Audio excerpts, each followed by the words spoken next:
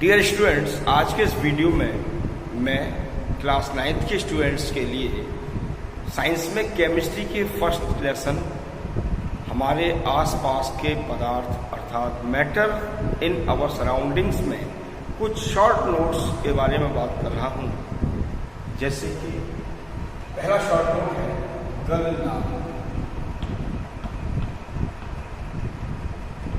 अर्थात melting point.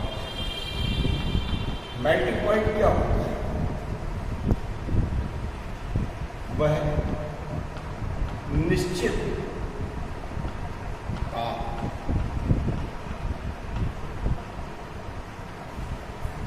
जिस पर कोई ठोस पदार्थ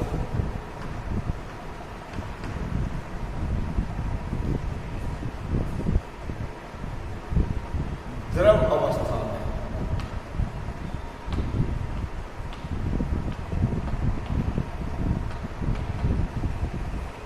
परिवर्तित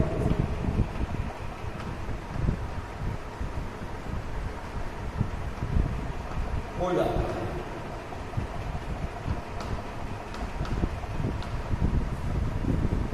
उसका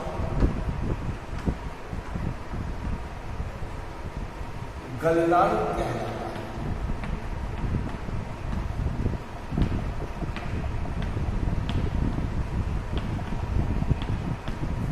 अर्थात डियर स्टूडेंट्स, वह निश्चित अर्थात सर्टेन टेम्परेचर जिस पर कोई भी सॉलिड सब्सटेंस, कोई भी सॉलिड पदार्थ गर्म करने पर द्रव अवस्था में परिवर्तित हो जाए तो उस टेम्परेचर को उसका गलनांक कहते हैं। और किसी भी ठोस के द्रव में बदलने की क्रिया को ही हम गलन क्रिया कहते हैं।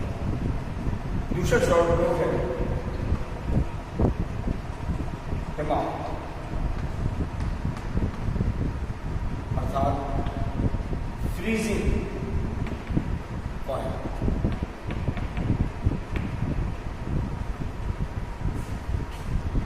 वह निश्चित ताप जिस पर कोई द्रव पदार्थ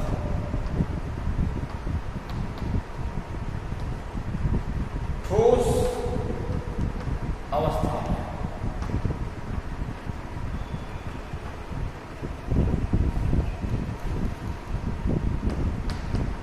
परिवर्तित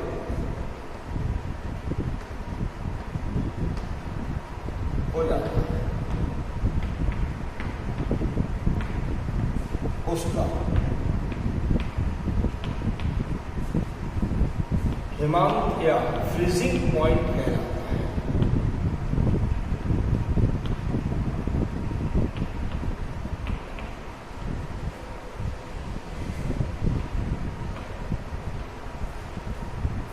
अर्थात उस टेम्परेचर को जिस पर कोई भी लिक्विड सब्सटेंस, कोई भी द्रव पदार्थ सॉलिड स्टेट में कन्वर्ट हो जाए और बदल जाए तो उस पॉइंट को, उस टेम्परेचर को उसका फ्रीजिंग पॉइंट कहते हैं तथा द्रव के ठोस में बदलने की क्रिया को फ्रीजिंग अर्थात जमना कहते हैं। अब मैं आपको थर्ड शॉर्ट नोट दे रहा हूं क्वथना।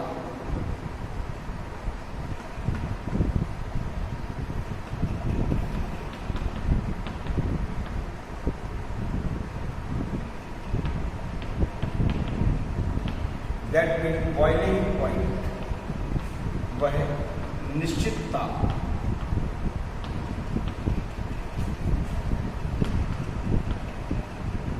जिस पर कोई द्रव पदार्थ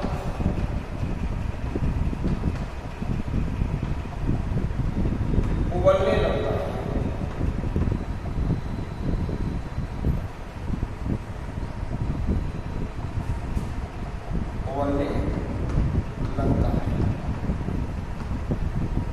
अर्थात गैसियस स्टेट में परिवर्तित होना शुरू हो जाता है,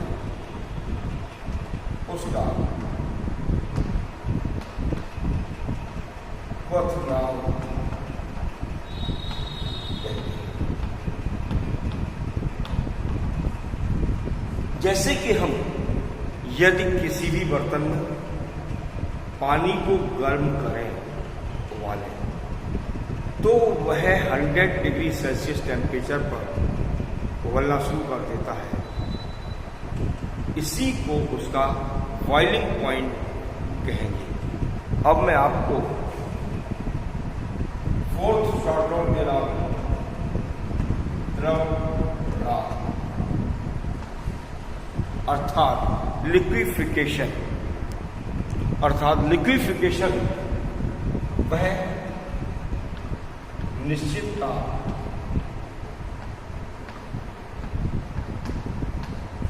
जिस पर कोई पदार्थ वाष्प अवस्था से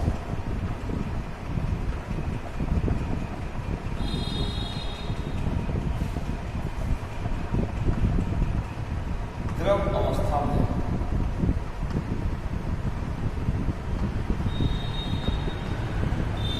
परिवर्तित हो जाता है।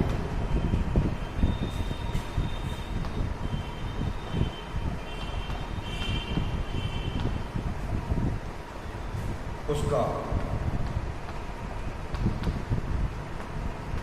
द्रव्यमान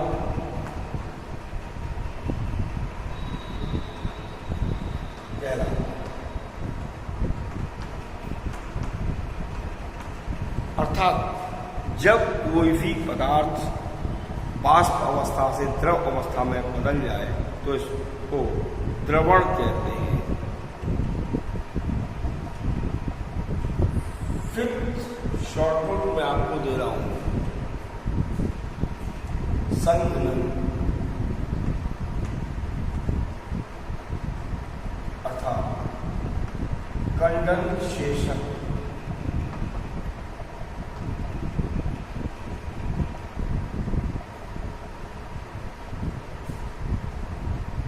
वह क्रिया जिसमें कोई पदार्थ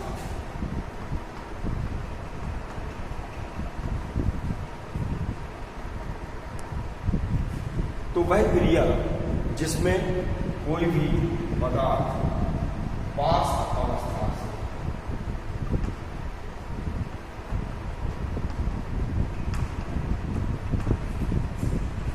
द्रव अवस्था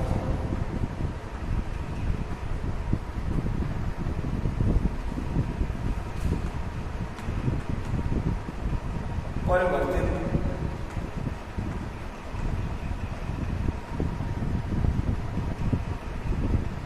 हो जाता है,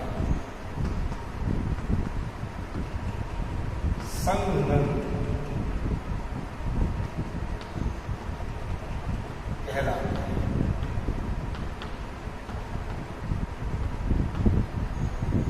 नेक्स्ट जो शॉर्ट नोट में आपको दे रहा हूं वह है वाष्प अर्थात एवोपोरेशन। एवोपोरेशन क्या होता है? किसी भी द्रव के वाष्प अवस्था में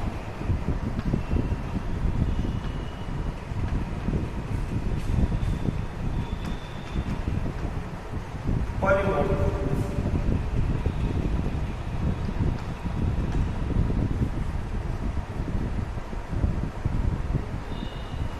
होने की क्रिया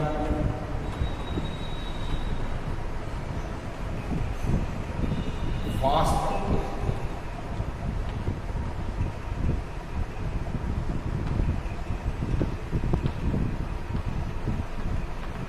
अर्थात वह प्रोसेस जिसमें कोई भी लिक्विड सब्सटेंस वेपर में कन्वर्ट हो जाए तो उस प्रोसेस को हम एवोपोरेशन कहते हैं। यह क्रिया प्रतिदिन काम पर होती है। यह क्रिया प्रति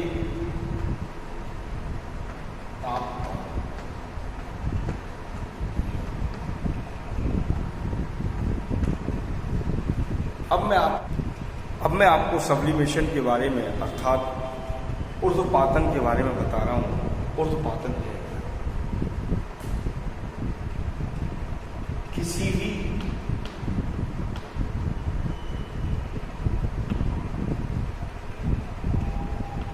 ठोस पदार्थ को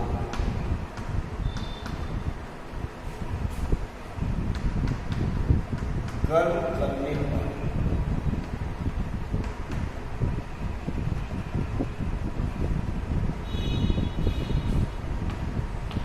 जब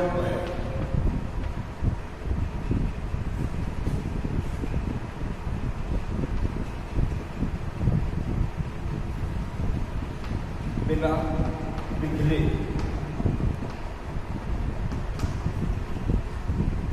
सीधे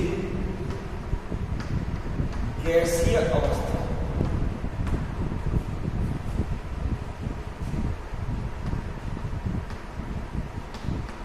में परिवर्तित होना है,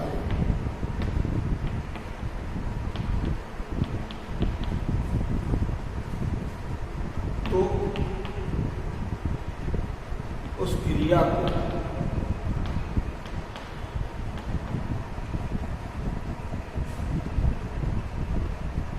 ऊर्ध्वपातन तथा ऐसे पदार्थ को ऊर्ध्वपातन पदार्थ अर्थात सब्लिमेट कहते हैं। तो डियर स्टूडेंट्स, वह क्रिया जब किसी ठोस को यदि हम गर्म करें और वह बिना पिघले ही सीधे गैसियस स्टेट में कन्वर्ट हो जाए, बदल जाए, तो इस क्रिया को सब्लिमेशन या ऊर्ध्वपातन, और ऐसे पदार्थ को हम ऊर्ध्वपातज पदार्थ कहते हैं। जैसे कि एग्जाम्पल के तौर पर हम ले सकते हैं कैम्फर अर्थात कपूर। आपने देखा होगा कपूर को गर्म करते हैं तो कपूर पिघलता नहीं है, सीधे ही गैसियस स्टेट में कन्वर्ट हो जाता है। इसके अतिरिक्त नेफ्थलीन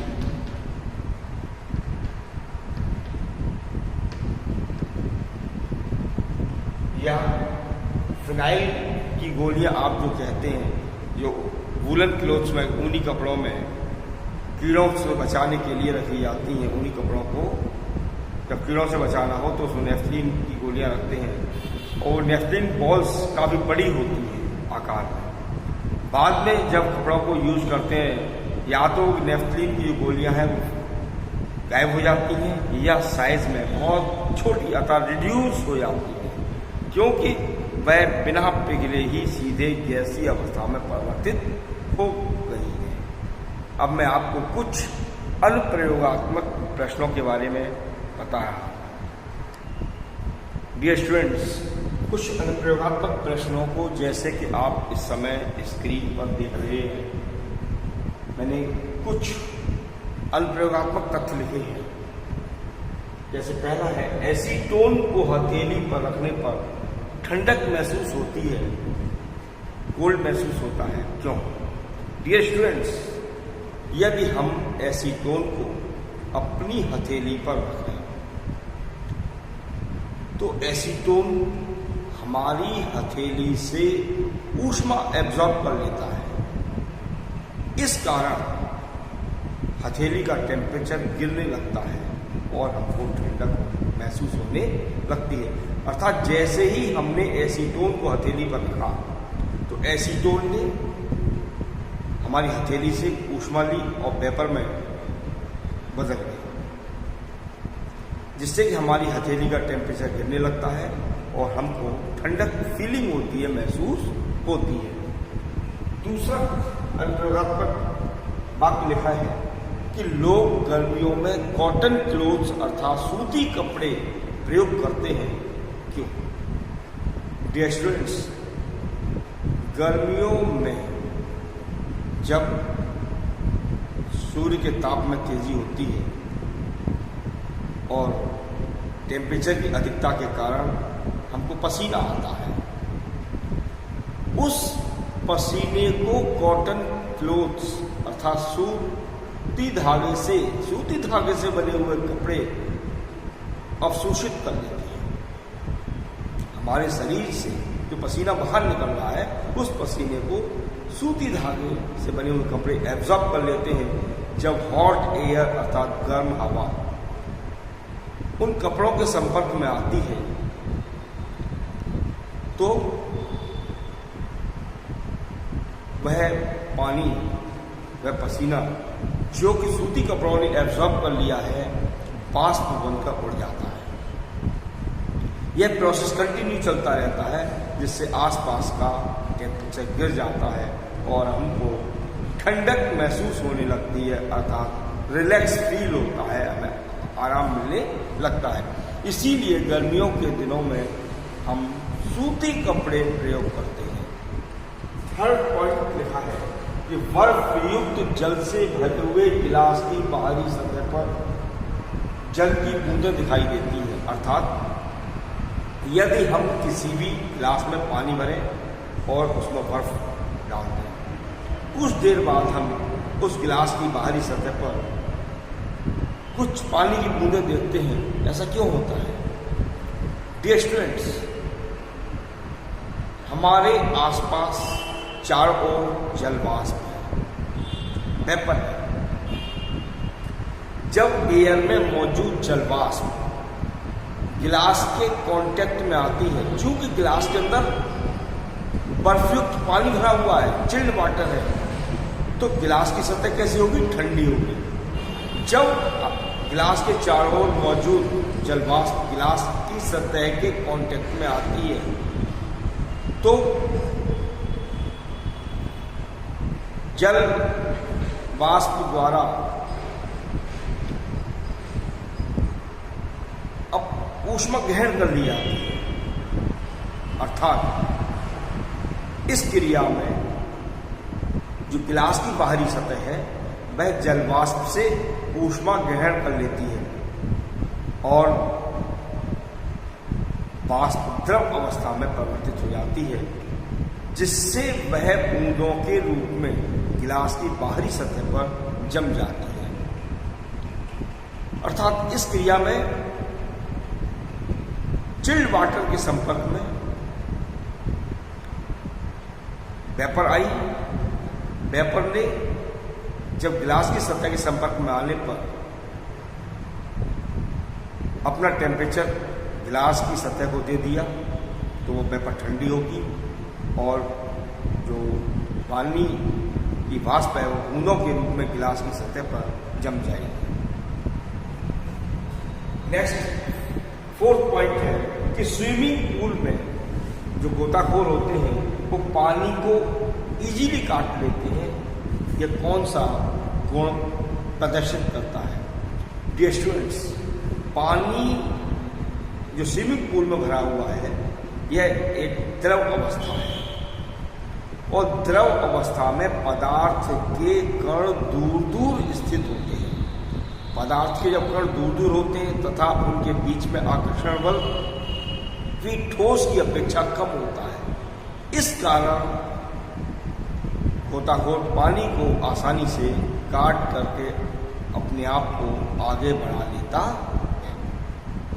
तो इसका मेन कैरेक्टर क्या है कि पदार्थ के कण परस्पर एक दूसरे से दूर दूर स्थित होते हैं, अर्थात द्रव के कण एक दूसरे से दूर दूर स्थित होते हैं। द्रव के कणों के बीच में रिक्त स्थान पाया जाता है।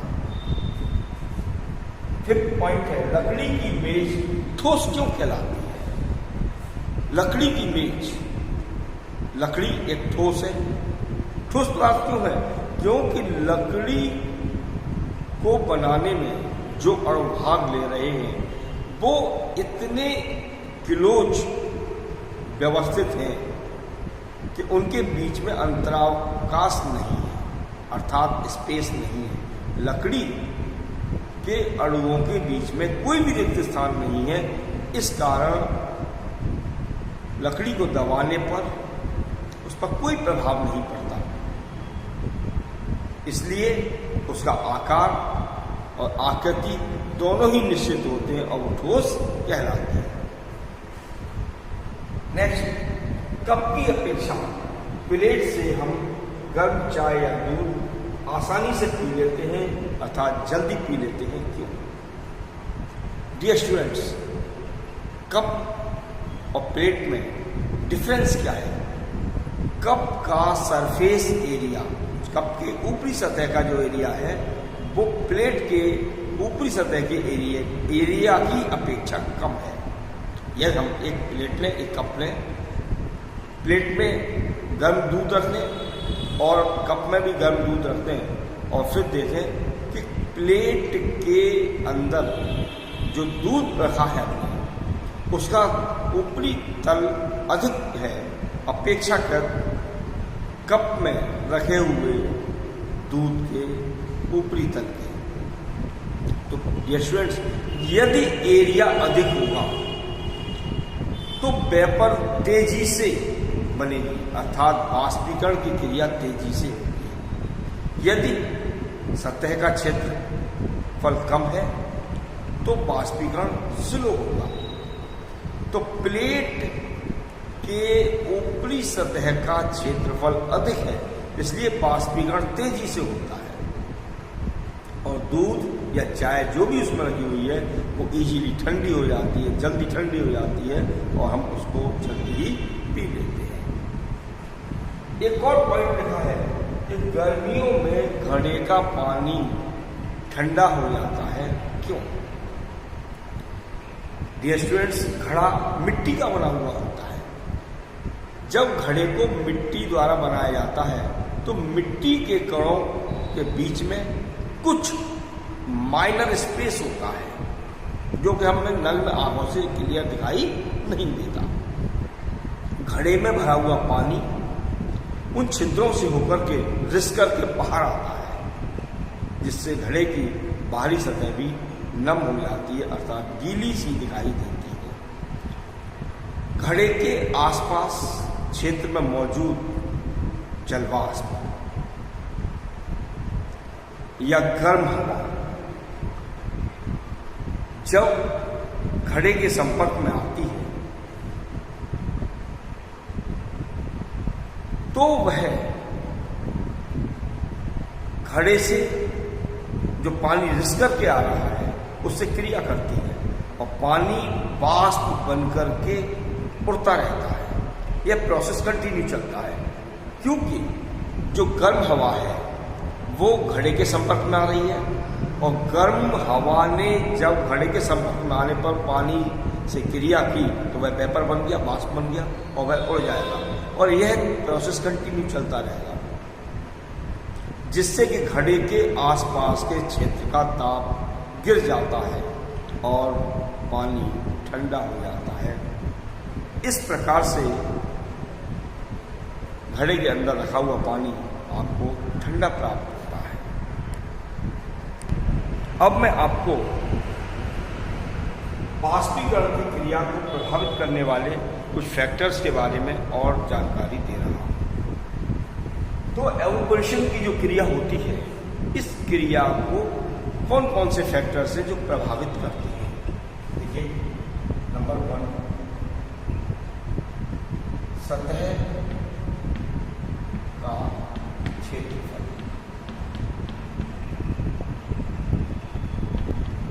दूसरा पॉइंट है वायु की आर्द्रता।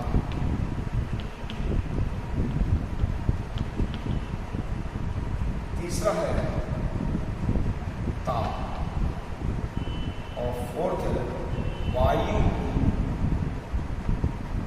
गलत होगा। तो सबसे पहले मैं बात करता हूं सतह का क्षेत्रफल। डियर स्टूडेंट्स, एवोपोरेशन की क्रिया अर्थात बाष्पीकरण की क्रिया है, यह सतह के क्षेत्रफल पर निर्भर करती है।